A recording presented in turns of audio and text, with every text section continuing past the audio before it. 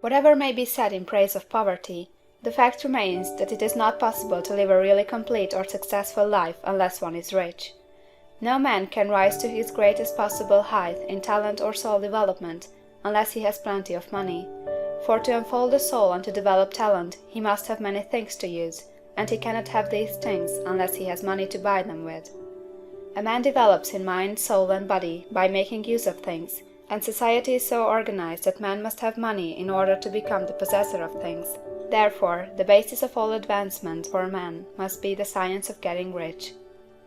The object of all life is development, and everything that lives has an inalienable right to all the development it is capable of attaining. Man's right to life means his right to have the free and unrestricted use of all the things which may be necessary to his fullest mental, spiritual, and physical unfoldment, or, in other words, his right to be rich. In this book, I shall not speak of riches in a figurative way. To be really rich does not mean to be satisfied or contented with a little. No man ought to be satisfied with a little if he is capable of using and enjoying more. The purpose of nature is the advancement and unfoldment of life, and every man should have all that can contribute to the power, elegance, beauty, and richness of life.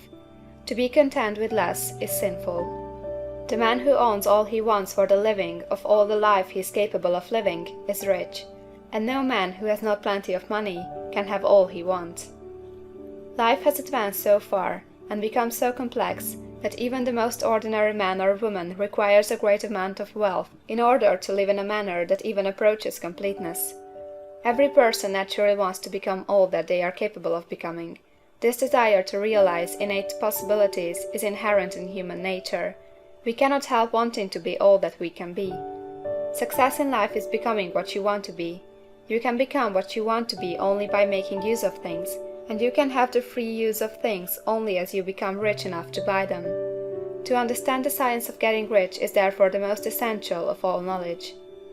There is nothing wrong in wanting to get rich. The desire for riches is really the desire for a richer, fuller, and more abundant life, and that desire is praiseworthy. The man who does not desire to live more abundantly is abnormal, and so the man who does not desire to have money enough to buy all he wants is abnormal. There are three motives for which we live. We live for the body, we live for the mind, we live for the soul. No one of these is better or holier than the other. All are alike desirable, and no one of the three, body, mind, or soul, can live fully if either of the others is cut short of full life and expression. It is not right or noble to live only for the soul and deny mind or body, and it is wrong to live for the intellect and deny body or soul. We are all acquainted with the loathsome consequences of living for the body and denying both mind and soul, and we can see that real life means the complete expression of all that man can give forth through body, mind, and soul. Whatever he can say, no man can be really happy or satisfied unless his body is living fully in every function, and unless the same is true for his mind and his soul. Wherever there is unexpressed possibility, or function not performed, there is unsatisfied desire. Desire is possibility seeking expression, or function seeking performance.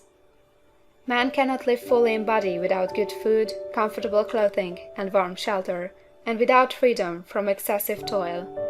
Rest and recreation are also necessary for his physical life. He cannot live fully in mind without books and time to study them, without opportunity to travel and observation, or without intellectual companionship.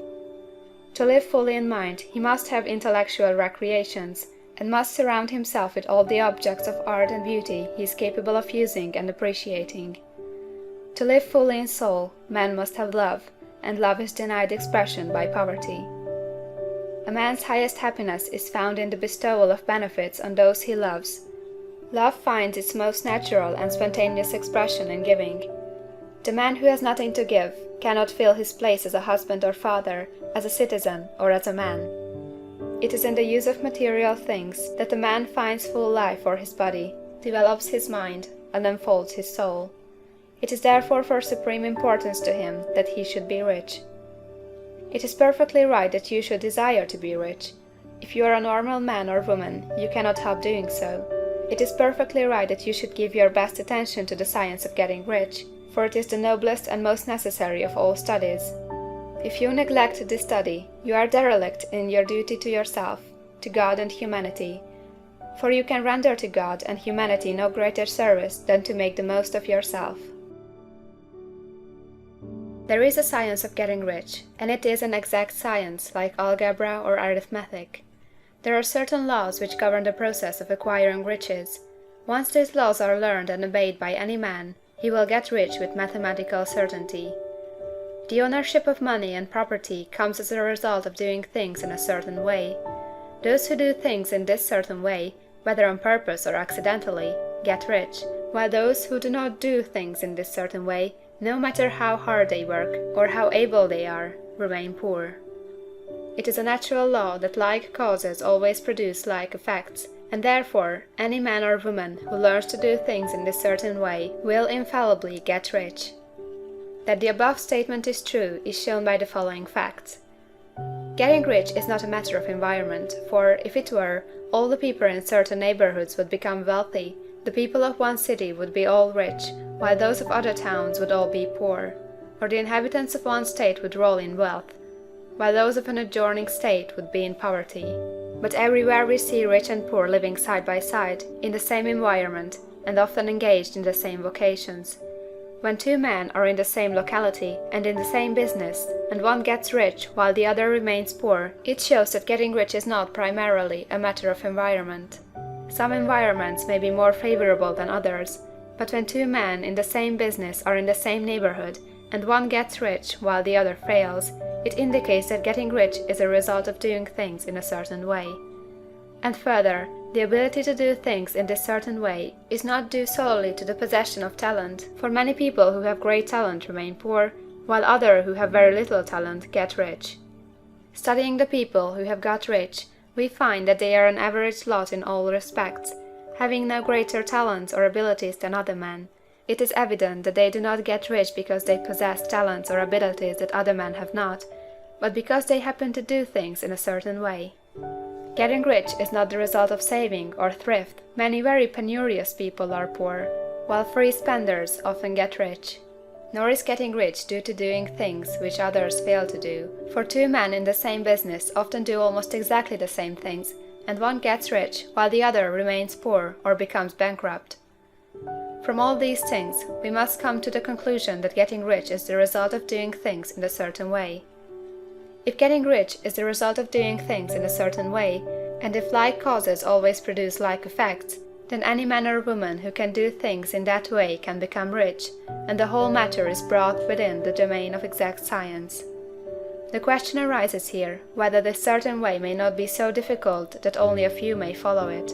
This cannot be true, as we have seen, so far as natural ability is concerned. Talented people get rich, and blockheads get rich. Intellectually brilliant people get rich, and very stupid people get rich. Physically strong people get rich, and weak and sickly people get rich. Some degree of ability to think and understand is, of course, essential. But in so far natural ability is concerned, any man or woman who has sense enough to read and understand these words can certainly get rich. Also, we have seen that it is not a matter of environment. Location counts for something. One would not go to the heart of the Sahara and expect to do successful business. Getting rich involves the necessity of dealing with men, and of being where there are people to deal with. And if these people are inclined to deal in the way you want to deal, so much the better. But that is about as far as environment goes. If anybody else in your town can get rich, so can you. And if anybody else in your state can get rich, so can you. Again, it is not a matter of choosing some particular business or profession. People get rich in every business and in every profession, while their next-door neighbors on the same vocation remain in poverty. It is true that you will do best in a business which you like, and which is congenial to you. And if you have certain talents which are well developed, you will do best in a business which calls for the exercise of those talents. Also, you will do best in a business which is suited to your locality. An ice cream parlor would do better in a warm climate than in Greenland, and a salmon fishery would succeed better in the Northwest than in Florida, where there are no salmon. But, aside from these general limitations, getting rich is not dependent upon your engaging in some particular business, but upon your learning to do things in a certain way. If you are now in business and everybody else in your locality is getting rich in the same business while you are not getting rich, it is because you are not doing things in the same way that the other person is doing them. No one is prevented from getting rich by lack of capital. True, as you get capital, the increase becomes more easy and rapid, but one who has capital is already rich, and does not need to consider how to become so. No matter how poor you may be, if you begin to do things in a certain way, you will begin to get rich, and you will begin to have capital. The getting of capital is a part of the process of getting rich, and it is a part of the result which invariably follows the doing of things in a certain way. You may be the poorest man on the continent, and be deeply in debt. You may have neither friends, influence, nor resources, but if you begin to do things in this way, you must infallibly begin to get rich, for like causes must produce like effects. If you have no capital, you can get capital. If you are in the wrong business, you can get into the right business. If you are in the wrong location, you can go to the right location, and you can do so by beginning in your present business and in your present location to do things in the certain way which causes success.